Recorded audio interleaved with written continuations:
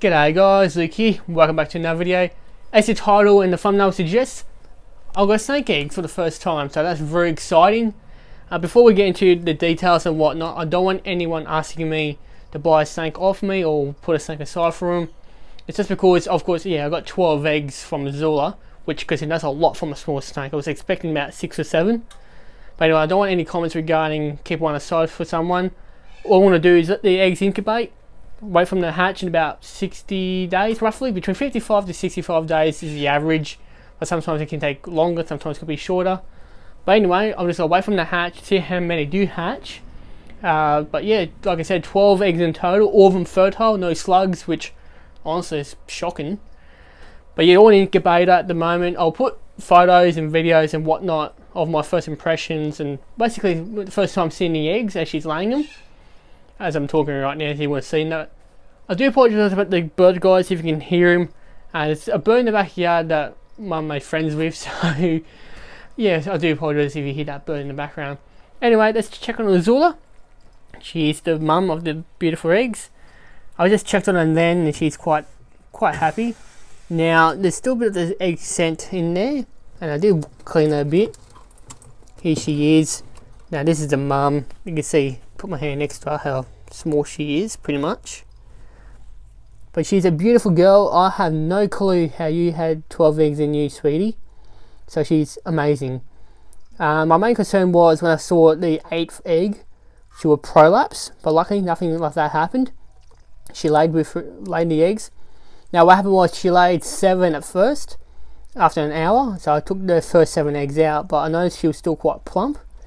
So I let her be for another hour and I came back.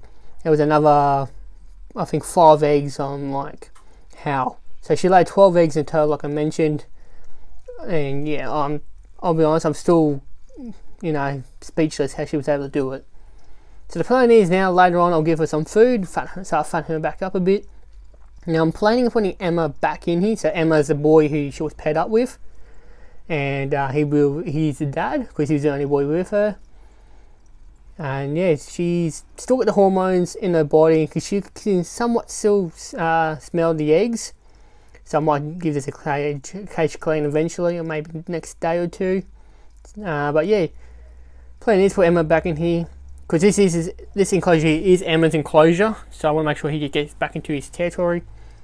Now, if he and Azula start mating again, I might take Azula out and put her in her own little cage, like only a temporary cage until I can find something nice for her. Hopefully these two don't mate again in the meantime, because I'll be honest, I don't want her laying any more eggs because she doesn't have the body condition to do so.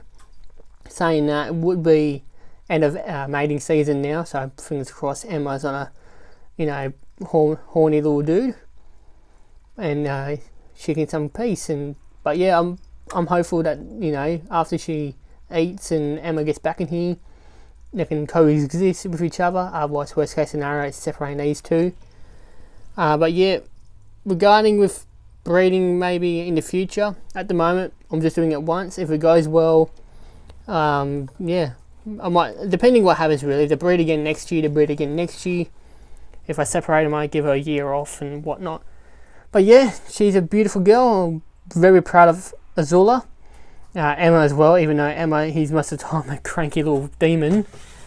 But we'll leave Azula be. I'll probably put a clip up after this if she eats. If not, this will be the end of the video, guys.